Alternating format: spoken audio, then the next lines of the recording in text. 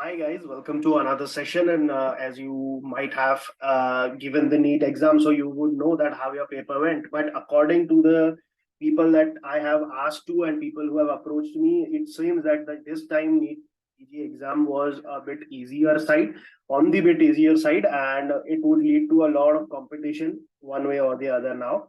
Because easier it is, more cutthroat competition it gets for even 1 mark. So I hope you had given the exam this time and your exam went very, very good. And now I am going to start a new session where we will discuss the topics that were asked in this NEET PG exam so that you can get ready for the INI set exam or the NEET PG year next exam next year.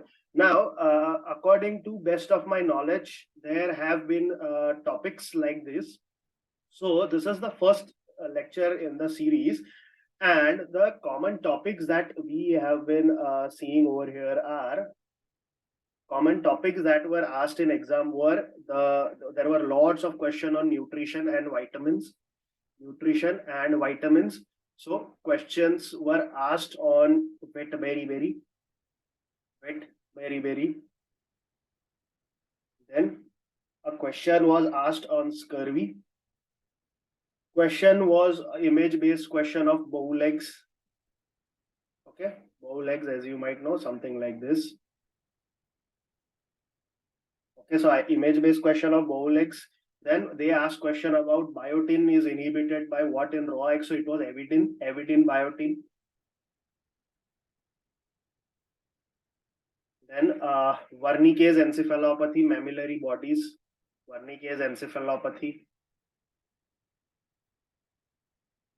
Then niacin, the 3D, Alagra, the 3D, 4D, whatever you would like to remember, 3D, niacin deficiency. Then there was a question on neurolathyrism,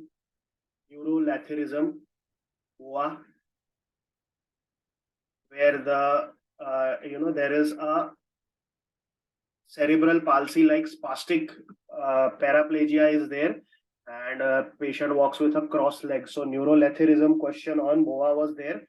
Then a question on vitamin K dependent factors was there. Vitamin K dependent. There was gamma carboxylation was asked regarding gamma carboxylation. So these were the questions that were asked from the nutrition aspect. Then next was infectious disease aspect, and 2 questions were asked on CMV, and 1 question was asked on congenital rubella syndrome. Okay, 1 question was asked from directly that Koplik spots are seen in. So Koplik spot was one of the question. Koplik spots are seen in. Then there were X-ray of steeple sign. Steeple sign was there. X-ray of steeple sign was there, and there was a question on drug of choice for acute laryngitis. Then 1 question was asked on Haemophilus influenza meningitis was there, and it was actually the obviously microbiology question because the features of the bacteria were asked. But for meningitis, it was some gram-negative bacteria, which was a non-lactose fermenter on McConkey's agar, and that was what was asked in the exam. So that is important. Now, with these questions of infectious disease, the next question was asked was about DKA. So for DKA, the treatment protocol says that you have to give the patient 20 ml per kg bolus. 20 ml per kg bolus. See, I don't know the options, but I will tell you the real treatment, and you can match it with your ideology. So 20 ml per kg bolus was there, and there was a question on 20 ml per kg bolus was given to the patient, and initially we give 20 ml per bolus to the patient, and we do not give bolus insulin anymore. So we start 0.01 to 0.1 IU per kg per hour insulin we start in the patient, and that is how we treat the patient with these, and again we give maintenance. We give maintenance fluid. Maintenance fluid is given to the patients according to the Halliday-Sager formula. Halliday-Sager formula.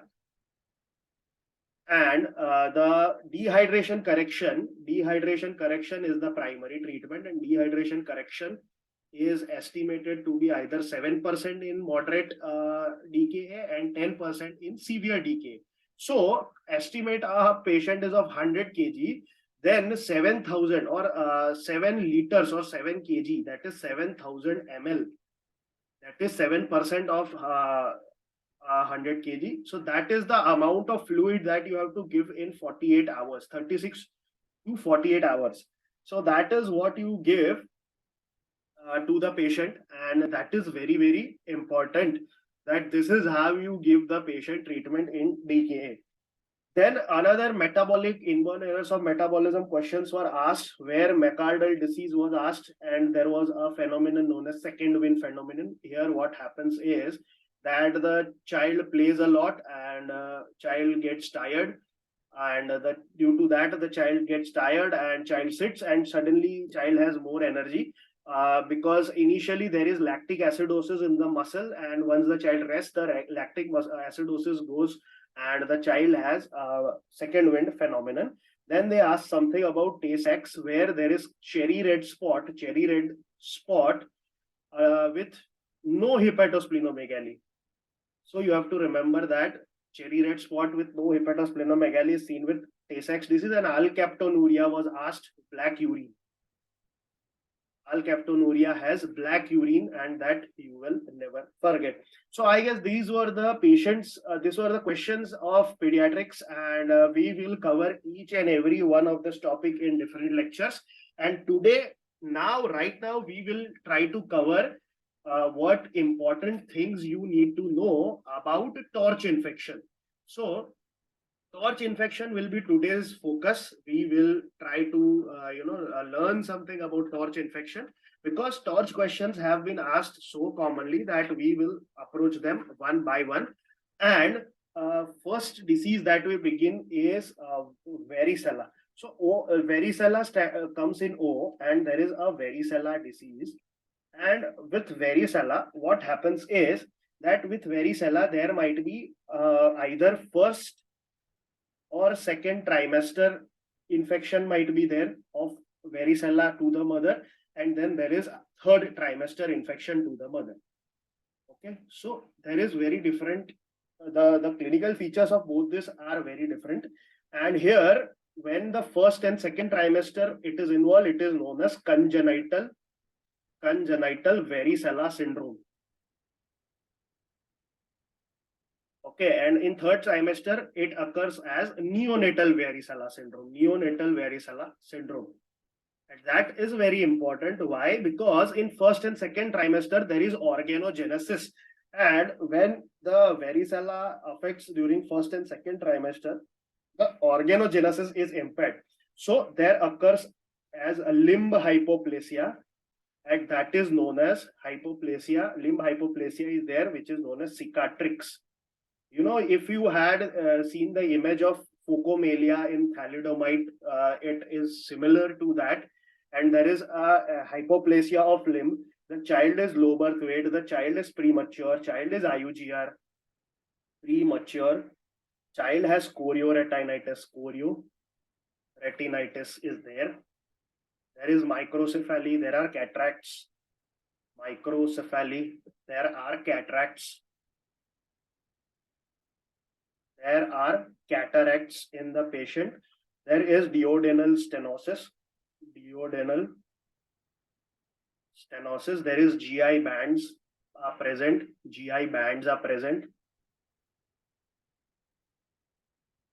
And there is hepatic calcification. So these are the features that are seen in congenital varicella syndrome, where the disease occurs during the organogenesis, while in neonatal varicella, organogenesis has occurred, but then again there might be two situations in neonatal varicella syndrome, and we will see both the situations. So first is that rash of the varicella occurs in mother 5 days before delivery. Now, with these, what does this signify is that mother had a history of varicella 5 days before delivery. So there is a transfer of immunity. Transfer of immunity is there in the child because there was sufficient time period between the delivery of the mother, the delivery of the child and the infection of the mother. The transfer of immunity is present, and there is a mild disease in the child where there might be vesicles present, but that is all. But if the rash occurs 5 days before, 5 days before, 2 days after, 2 days after delivery. Now here there is no transfer of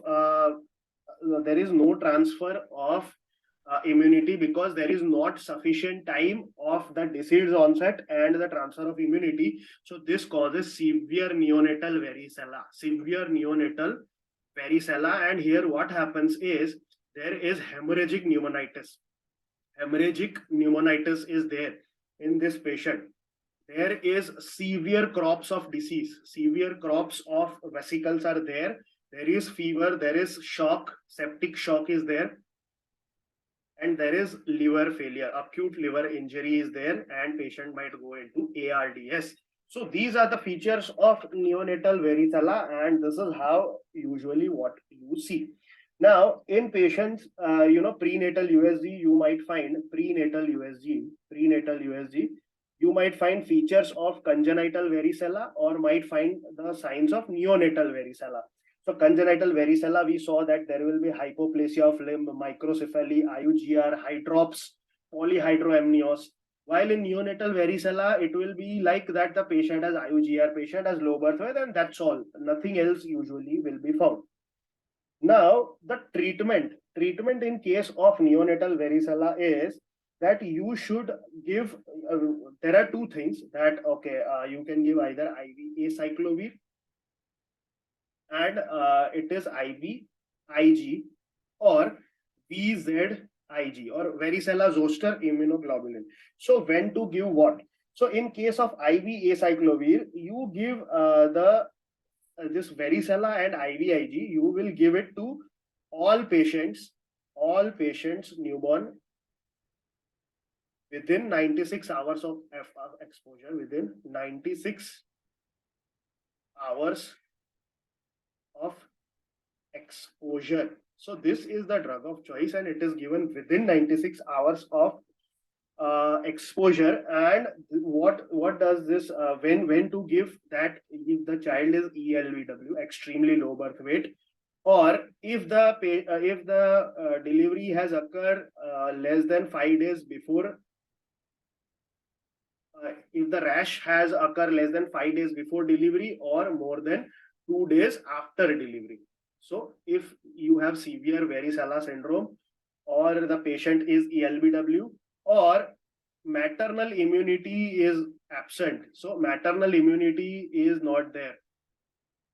So maternal immunity to the virus is not there, or the patient is ELBW or extremely premature, or if the severe varicella syndrome is there, then you give this. And IV acyclovir is given to mother and child in case of all three, or if there is presence of severe varicella syndrome. And you can give IV acyclovir to the mother and the child to prevent the occurrence of a severe disease. So this is about neonatal varicella syndrome. Now we begin the second part, the second disease, and this is the most important because two questions were asked from this virus or this infection in the NEET PG 2023. Now this is the most common perinatal infection. So amongst the torch, this is the most common infection that occurs, and this disease this impairs the O2 transfer to the patient. So what does this CMV do is that it impairs the O2 transfer to the patient, and all the manifestations that occur are due to this. So what are the clinical features that I want you to remember? There is a plethora of clinical features, but I want you to remember is IUGR. There is microcephaly. There is periventricular calcification. There is periventricular calcification. There is effusion, third space, or there is serositis. Serositis. There is intrahepatic calcification. Intrahepatic calcification. There is prolonged jaundice. Prolonged jaundice. And due to periventricular calcification, the patient will have seizures. So seizures are important. The seizures might be there. There might be bone marrow suppression. There might be bone marrow suppression. And on lab finding, there will be pancytopenia. Pancytopenia and increase liver enzymes. So these are what I want you to focus on, that these are the findings that are commonly associated with the infection of the CMV. Now, I want you to remember other special findings or complications, and that is sensory neural hearing loss. Sensory neural hearing loss. But what are the features of sensory neural hearing loss? It is fluctuating. It is progressive. It is high frequency. It is high frequency. And it is associated with vestibular defects. And most commonly, it is unilateral compared to bilateral. So this is very important. Sometimes we assume that if there is a congenital infection, usually it will be bilateral, but here unilateral is more common than bilateral. And there will be cerebellar hypoplasia, cerebellar hypoplasia, and salt pepper retinopathy. And chorioretinopathy, salt and pepper. So chorioretinopathy might be seen in the patient. So these are the findings of the cytomegalovirus, and it is the triad of periventricular calcification, sensory neural hearing loss, and chorioretinitis. So this is the triad of the patient with the CMV virus. And diagnosis should be done within 2 to 3 weeks with urine sample, urine PCR. Urine PCR for virus is done, and this is the investigation of choice, or you can check for IgG and IgM against IgG and IgM against cytomegalovirus. Now, what is the importance of IgG and IgM? So if IgG is present and IgM is absent, what does that mean is you have to also compare maternal IgG. Now, the IgG can be transferred via the placenta. So IgG can easily be transferred via placenta. So it differentiates if the IgG, maternal IgG is positive and the child's IgG is positive. It means that this might be the transfer of the maternal antibody. While if IgM only is present, it means that the child has had infection with CMV after birth, because maternal IgG crosses placenta, and IgM does not cross placenta. So interpretation of both is important, and that is how you see. On radiology, you will find periventricular calcification. There is lenticulostriate vasculopathy. There is polymicrogyria. Polymicrogyria is also seen with rubella. So polymicrogyria is present. This is a very important word, polymicrogyria. It is also associated with congenital rubella syndrome, and the treatment is with ganciclovir or valaganciclovir. Ganciclovir is IV, valaganciclovir is oral drug. So that is why it is important. Now, one question was asked from this rubella. So congenital rubella syndrome. Rubella is again very uncommon because now we are vaccinating patients, and it is also known as German measles or herd disease. Herd disease. Okay, the fifth disease you remember, erythema infectiosum. So third disease. Sixth disease is Roseola infantum. So this is the third disease. And what happens is, what are the clinical features here? Again, there is IUGR, there is SGA, there is low birth weight, and there is a triad of SNHL, sensory neural hearing loss. There is triad of heart defects, congenital heart defects, amongst which the most common is PDA. And there is the third features are cataract. So this is the triad of rubella. What are the other features that will help you seal the diagnosis? A blueberry, muffin rash, or Forsheimer spots. Forsheimer spots.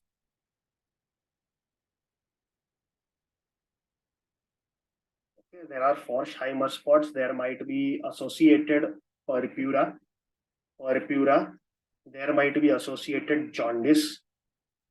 There might be associated microcephaly. There might be associated with polymicrogyria.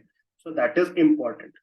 Also, there might be an hypoplastic enamel of the teeth. Hypoplastic enamel of the teeth. And that is how you see. And the diagnosis of congenital rubella syndrome, the diagnosis of CRS is done by a very simple test. It is again IgM and IgG. But again, for rubella, it is more of a clinical diagnosis, that if you have the specific triad, then you can easily diagnose the patient with congenital rubella syndrome. There is no treatment for congenital rubella syndrome, and that is the crux of the disease. Now, we will go into fourth disease, and that is the important disease, that is Zika virus. Zika virus is a single-stranded RNA virus, and here usually it is a STD.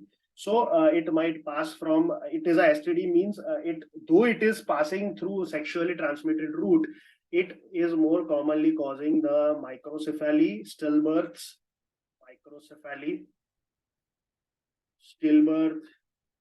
IUGR, pigmentary retinopathy. There is microophthalmia. There is also microophthalmia, and there is evidence of hydrops vitalis. So this is important, and the diagnosis is done. Diagnosis is done by serum PCR or urine PCR. Diagnosis can be done from PCR, and PCR against the antibody test, and that is very important. And the treatment of Zika virus is using of anti-mosquito.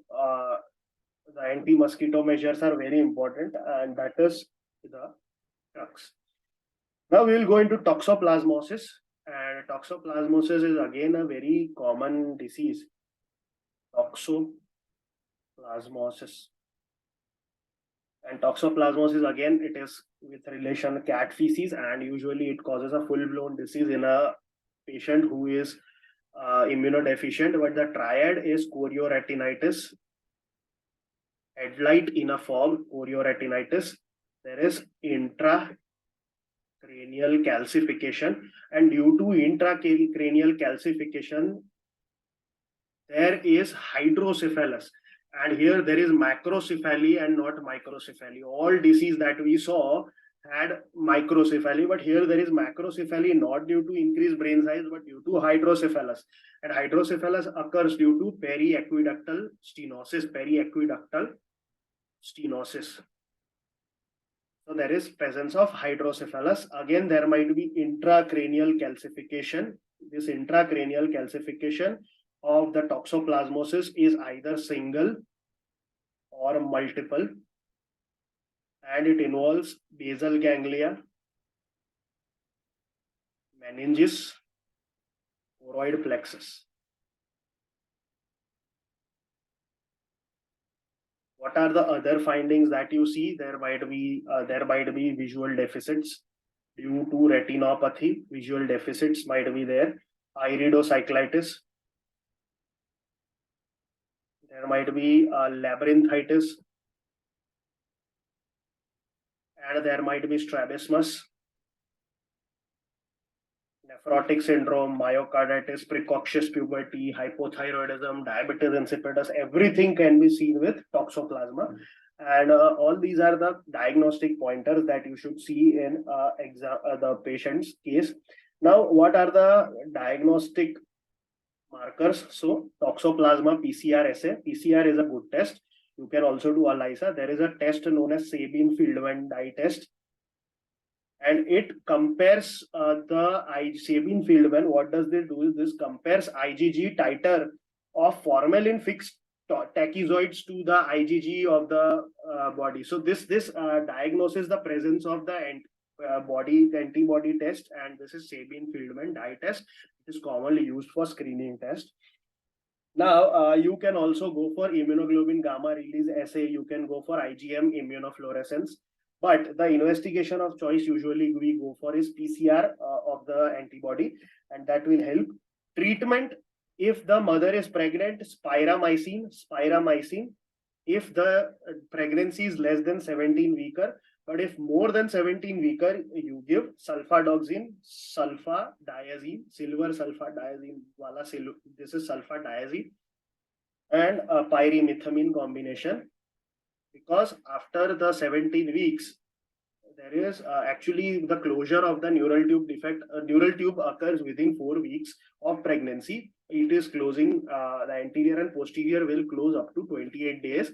But after we wait till 17 weeks and we give spiramycin, but after 17 weeks, you can give sulfadiazine with pyrimethamine. It is not sulfamethoxazole, it is sulfadiazine and pyrimethamine with folinic acid. Folinic acid is leucovorin. So folinic acid is given, and you can give steroids if chorioretinitis or some issues are present. Congenital syphilis, I have taken a separate lecture. Congenital syphilis, I have taken a separate lecture, and I will be uploading it because it is a very long lecture, and I have also discussed the features of congenital syphilis in a lot of lecture.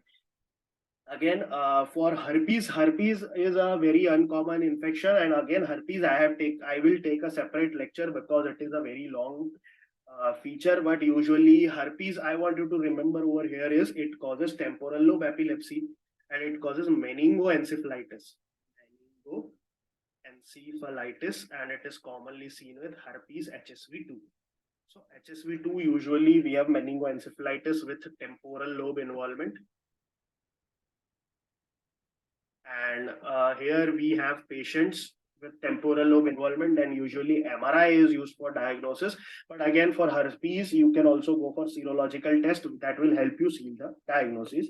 So this is the completion of the first session, and in further session, we will cover vitamins, questions related to vitamins.